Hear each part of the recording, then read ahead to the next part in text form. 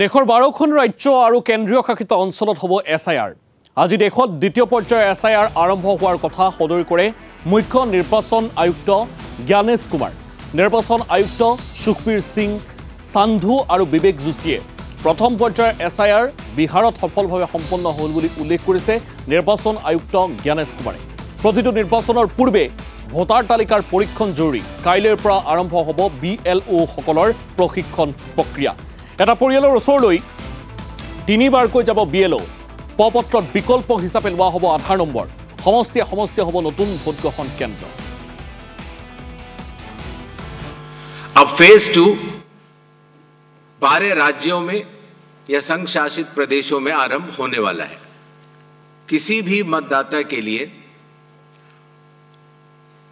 जो उसकी अर्हताएं हैं वो संविधान के अनुच्छेद 326 में लिखी गई हैं, अर्थात भारत का नागरिक होना, कम से कम आयु 18 वर्ष की होना, उस विधानसभा क्षेत्र का सामान्य निवासी होना और किसी अन्य कानून से उसको डिस्क्वालीफाई न किया गया। पहले सन 1951 से लेकर 2004 तक लगभग 8 बार स्पेशल इंटेंसिव रिवीजन इस देश में चुनाव आयोग ने कराया है और आखिरी इंटेंसिव रिवीजन लगभग 21 साल पहले 2002 से लेकर 2004 की मियाद में पूरा किया गया था। एक विधानसभा क्षेत्र में 300 या 400 के बीच में लगभग पोलिंग स्टेशंस होते हैं और हर विधानसभा क्षेत्र में एक इलेक्टोरल रजिस्ट्रेशन ऑफिसर होते हैं, वो भी सरकारी कर्मचारी होते हैं और SDM के स्तर के होते हैं। আৰু এই মুহূৰ্তত আমি মন্তব্য শুনালো আৰু এই মুহূৰ্তত এই সমগ্ৰ বিষয় সন্দৰ্ভত কিছু বিতংভাৱে আমি জানিব বিচাৰিম। নিউজ ডেস্কত আছে ৰাজনৈতিক সম্পাদক নয়ন প্ৰতিম কুমাৰ। নয়ন প্ৰতিম কুমাৰ, ইতিমধ্যে আমি সেই মন্তব্যসমূহ শুনালো আৰু মন্তব্যসমূহত এটা কথা স্পষ্ট যে SIR অন্তৰ্ভুক্ত কিন্তু অসম নহয়, অসমত এই বলবৎ নহয়। আচলতে এই যিটো প্ৰক্ৰিয়া, এই প্ৰক্ৰিয়াটোৰ লগত অসম অন্তৰ্ভুক্ত নোহোৱাৰ লগে লগে কিন্তু সমগ্ৰ প্ৰক্ৰিয়াটোতে বহুখিনি ক্ষেত্ৰ ৰৈ যাব, আধৰুৱা হ'ব। এই মুহূৰ্তত আপোনাৰ কাষলৈ যাব বিচাৰিছোঁ। হয় চাওক, অসম আজি দেশৰ নিৰ্বাচন আয়োগে বহু আকাংক্ষিত এখন সংবাদমেল আছিল আৰু বহুতে ভাবিছিল যে এই যি সংবাদমেল, এই সংবাদমেলতেই যিহেতু অসমত 2026 চনৰ বিধানসভা নিৰ্বাচন অনুষ্ঠিত হ'ব, সেই হেতুকে বিহাৰৰ পিছত অসমতো SIR হ'ব বুলি বহু জল্পনা কল্পনা কৰা হৈছিল। কিন্তু অসমত সদ্যহতে SIR নহয়। আমি আকৌ কৈছোঁ যে অসমত SIR সদ্যহতে নহয়। ইতিমধ্যে দেশৰ নিৰ্বাচন আয়োগে ঘোষণা কৰিছে যে কাইলৈৰ পৰা যি প্ৰক্ৰিয়া আৰম্ভ হ'ব দেশৰ 12খন ৰাজ্যত, 12খন ৰাজ্যৰ কেন্দ্ৰীয় শাসিত অঞ্চল, এই যি 12খন কেন্দ্ৰীয় শাসিত অঞ্চলৰ ৰাজ্য আছে, এই ৰাজ্যসমূহত পৰ্যায়ক্ৰমে বিভিন্ন ধৰণৰ কাম কাজ চলিব আৰু যি 51 কোটি ভোটাৰ আছে, ভোটাৰসকলক লৈ এই 12খন ৰাজ্যৰ কেন্দ্ৰীয় শাসিত ৰাজ্যত SIR হ'ব, কিন্তু অসমত নহয়। আৰু অসমত কিয় নহয় এই লৈ প্ৰশ্ন আজি উত্থাপন হৈছিল।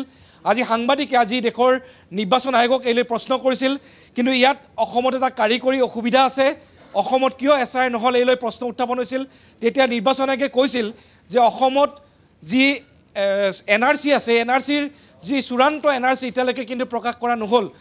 চূড়ান্ত NRC হ'ল, কিন্তু তাত বহুতো কিছুমান কাম কৰিবলৈ বাকী থাকিল। গতিকে NRC যিহেতু কামটো সম্পূৰ্ণ হোৱা নাই, তাৰ পৰিপ্ৰেক্ষিতত এতিয়া এই যি ভোটাৰ যি ৰিভিজন আছে, এই ৰিভিজন ভোটাৰ তালিকাৰ ৰিভিজন কৰিব পৰা নাযাব। গতিকে তাৰ পৰৱৰ্তী পৰ্যায়ত অসমত কেতিয়া SIR হ'ব সেই লৈ এখন পৃথক অধিসূচনা জাৰি কৰা হ'ব বুলি আজি নিৰ্বাচন আয়োগে ঘোষণা কৰিছে। অৰ্থাৎ ইয়াৰ পৰা এটা কথা স্পষ্ট হ'ল যে সদ্যহতে অসমত SIR নহয়। আৰু এই যি 12খন ৰাজ্যৰ যি আজি ঘোষণা কৰা হ'ল, 12খন ৰাজ্যৰ কেন্দ্ৰীয় শাসিত ৰাজ্য, তাৰে ভিতৰত 2026 যি বিধানসভা নিৰ্বাচন অনুষ্ঠিত হ'ব, তাৰে ভিতৰত 4খন এনে ৰাজ্য আছে যি 4খন ৰাজ্যত বিধানসভা নিৰ্বাচন অনুষ্ঠিত হ'ব। অসমক ধৰিলে 5খন হয়, কিন্তু আমি যদি উল্লেখ কৰোঁ যে সেই 4খন ৰাজ্য হৈছে যে কেৰালা 2026 চনৰ নিৰ্বাচন অনুষ্ঠিত হ'ব, তামিলনাডুত 2026 চনৰ নিৰ্বাচন অনুষ্ঠিত হ'ব, পশ্চিমবংগত 2026 চনত নিৰ্বাচন অনুষ্ঠিত হ'ব আৰু পুডুচেৰী 2026 অনুষ্ঠিত হ'ব।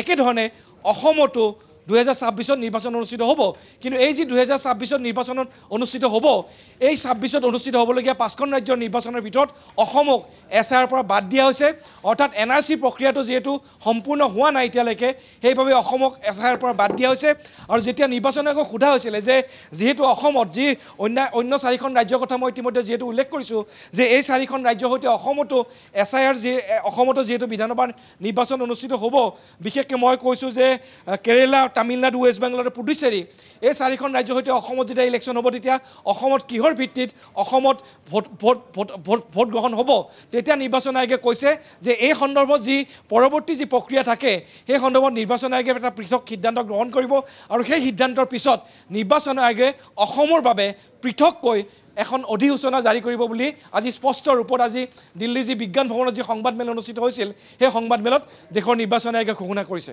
হয় নিশ্চিতভাৱে নয়ন প্ৰতিম কুমাৰ এই মুহূৰ্তত আপোনাক ধন্যবাদ জনাইছোঁ বিতং তথ্য জনোৱাৰ বাবে